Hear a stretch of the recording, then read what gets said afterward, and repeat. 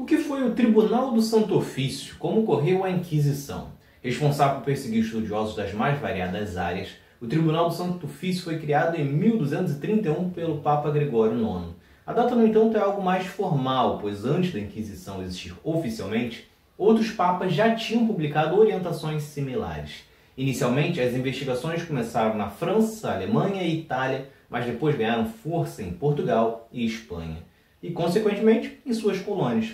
As punições iam desde prisão a ser queimado na fogueira em praça pública. Inicialmente, a motivação foi por fato de terem surgido seitas que davam interpretações diferentes das oficiais da Bíblia. Depois, a perseguição chegou a filósofos e cientistas famosos como Giordano Bruno e Galileu Galilei. Entre os crimes estava o fato de defenderem ideias como que a Terra não era o centro do universo, o que era visto como um questionamento à Bíblia. O Tribunal do Santo Ofício esteve em evidência também após a Reforma Protestante e na formação dos Estados-nações, exatamente pelo aumento de pessoas contrárias ao domínio e às práticas da Igreja Católica.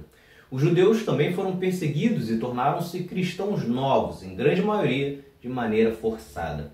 A Inquisição foi uma forma também de Igreja e Estado controlarem as mulheres. Isso porque na Idade Moderna, com o advento do capitalismo e das novas relações de trabalho, era necessário que a população atendesse aos novos interesses.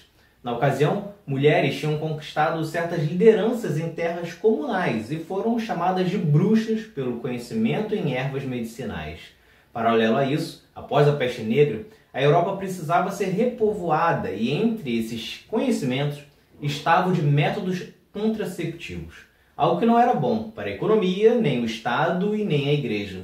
Portanto, perseguir mulheres e as colocando como criminosas era um recado para que todas as outras não fossem contra o interesse da Igreja, seja por proibirem de produzirem suas terras ou por utilizar métodos contraceptivos. Entre as mulheres condenadas estava Brigitte Bachot, conhecida por ser a primeira das bruxas de Salem a ser queimada na fogueira. Suas acusações de bruxaria tinham como origem o fato de seus 2 primeiros maridos terem morrido e por ela ter um comportamento que desagradava a comunidade local, com festas e bebidas. E isso gerou as mais diversas acusações, as quais ela negava. A Inquisição também foi usada para queimar Joana d'Arc. Ela foi capturada e vendida aos ingleses, que usaram do julgamento para tirar a credibilidade da francesa para tornar a coroação de Carlos VII sem validade. A denúncia passava pelo fato de usar roupas masculinas e a alegação de que ouvia vozes.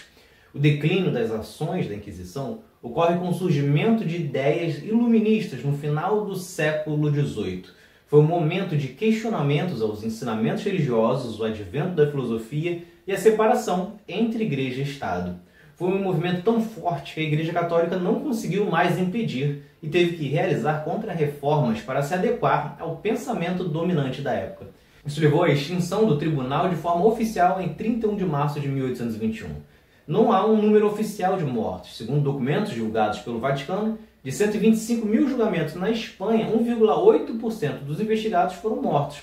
Já na Alemanha foram 25 mortos. No entanto, se considerar todos os cantos do mundo, incluindo populações indígenas, falam em algo na casa de milhões.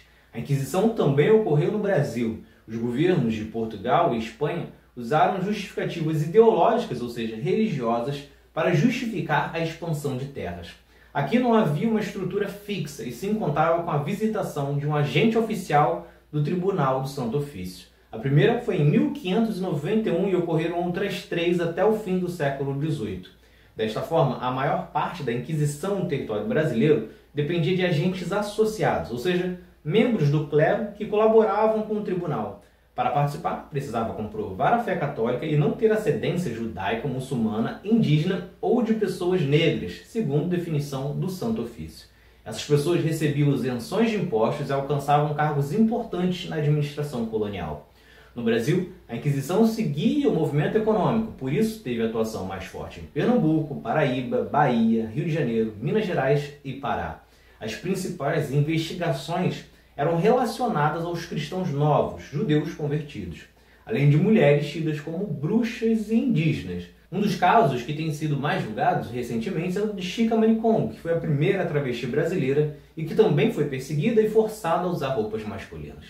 Ao todo, estima-se que pelo menos 400 brasileiros foram condenados por práticas consideradas contrárias à fé católica.